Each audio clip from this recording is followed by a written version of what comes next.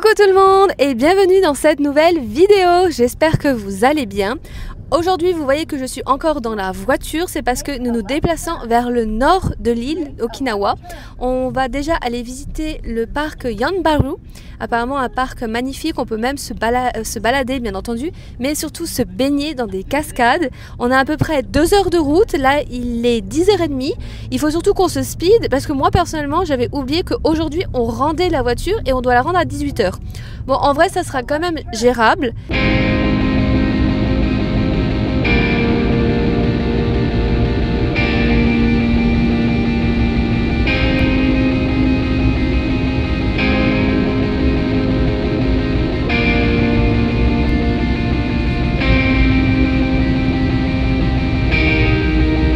Ça fait maintenant 1 heure qu'on a commencé à rouler, on a vu qu'on était sur une autoroute, d'ailleurs l'autoroute ici c'est 80 km maximum et comme chez nous il y a des aires d'autoroute où on peut prendre à manger, aller aux toilettes et nous il faut absolument qu'on retire du cash parce que le parc où on va on ne sait pas si on peut payer par carte et souvent dans les parcs et des choses comme ça c'est souvent en cash, donc on a préféré s'arrêter pour pouvoir retirer du cash et en même temps je pense qu'on va en profiter pour peut-être boire un petit truc et aller aux toilettes.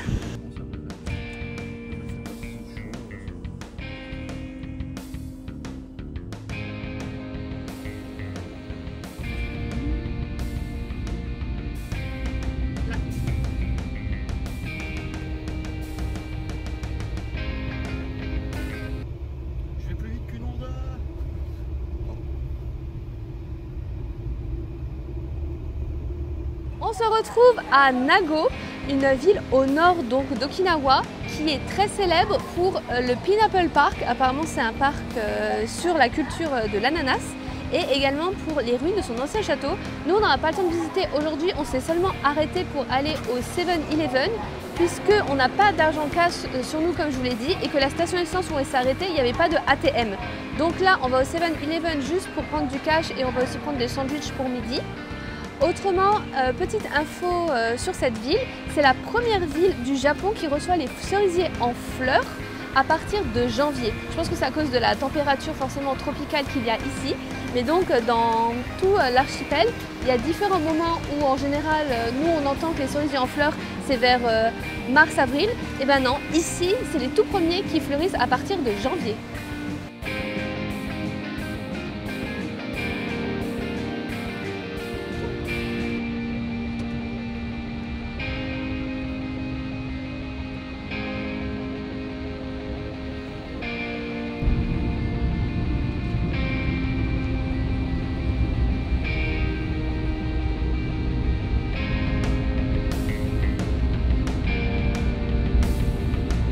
On vient d'arriver à notre première destination, donc c'est une chute d'eau perdue dans la forêt.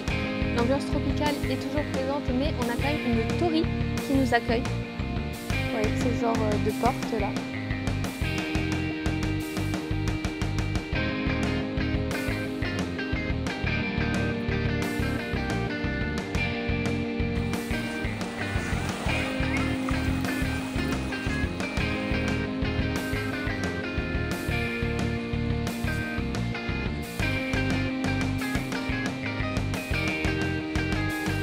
Hello, on se retrouve à nouveau dans la voiture. Vous avez vu, on a bien profité de la plage. C'était beau, c'était chaud. Le transat était un petit peu cher, je trouve.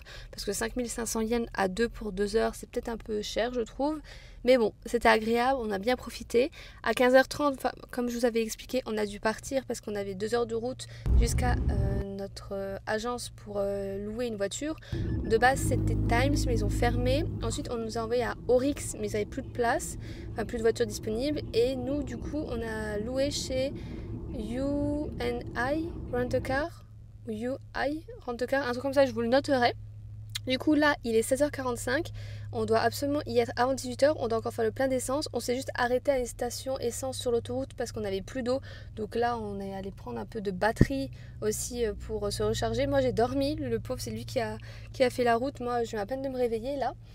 Mais voilà, on arrivera à déposer cette voiture.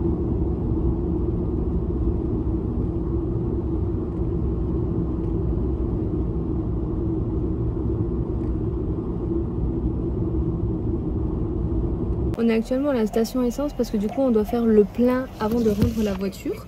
Et ici c'est comme, vous savez, les pompistes, on avait eu ça en Grèce aussi. En fait on dit au monsieur combien on veut mettre et c'est lui en fait qui prend notre carte, qui met l'argent, qui prend l'argent sur notre carte et qui met également l'essence. C'est pratique, on ne se salit pas les mains. Bon, j'avoue que ça me dérange pas moi de mettre l'essence, mais il y a plein de pays où c'est comme ça. Enfin, je sais qu'en Grèce ils font ça, je crois qu'en Espagne aussi ils font ça.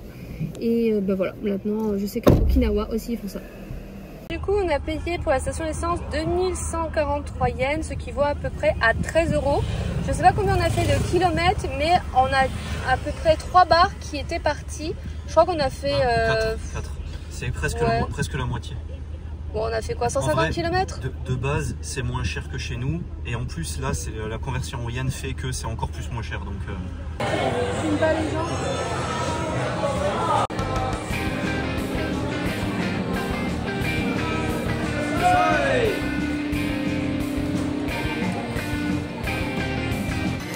On se retrouve après notre repos.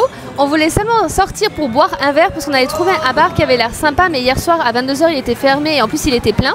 Du coup on s'est dit allez, on y va tôt, il est 20 h et en fait on a été trop hypé par la carte des menus, donc on a quand même commandé à manger, mais on a pris une boisson. Moi j'ai donc pris ma bière Orion, là vraiment je suis fan maintenant de cette bière, et monsieur a pris du coca avec c'est quoi?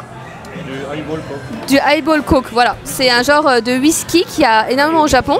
On a également, alors c'est une entrée, je vais vous la montrer. C'est une genre d'entrée avec un œuf. Hop. Voilà. Ça, en général, ils nous l'apportent et on a compris qu'avec le temps, on doit la payer même si on l'a pas commandé. C'est un peu... La douille. C'est un peu, on va dire, la marque de Frappic au Japon. Je sais pas pourquoi il fonctionne comme ça. C'est bon, j'ai enfin reçu mon poulet frit et donc monsieur avait pris des frites. C'est un peu comme, on avait dit quoi, qui est proche de chez nous, les genres de frites, les twisters, voilà. Ça ressemble aux twisters, c'est bon. Normalement c'est avec du chili, mais on n'a pas senti le chili. Et là du coup, moi je vais goûter le poulet. Je vais vous montrer ça. Ils l'ont cuit vraiment devant nous. Franchement, une très bonne adresse. Ça a l'air.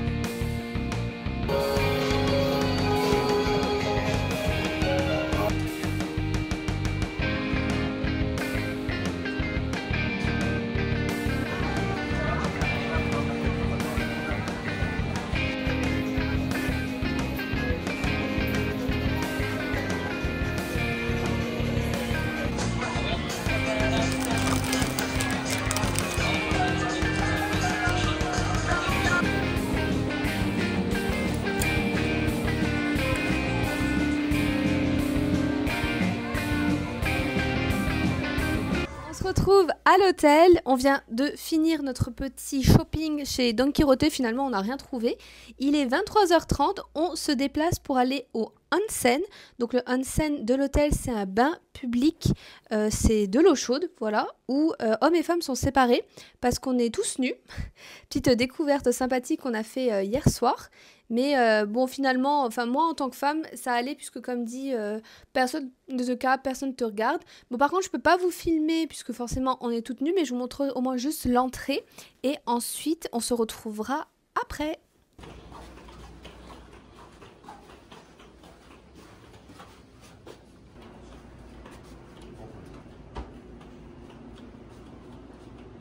À tout de suite.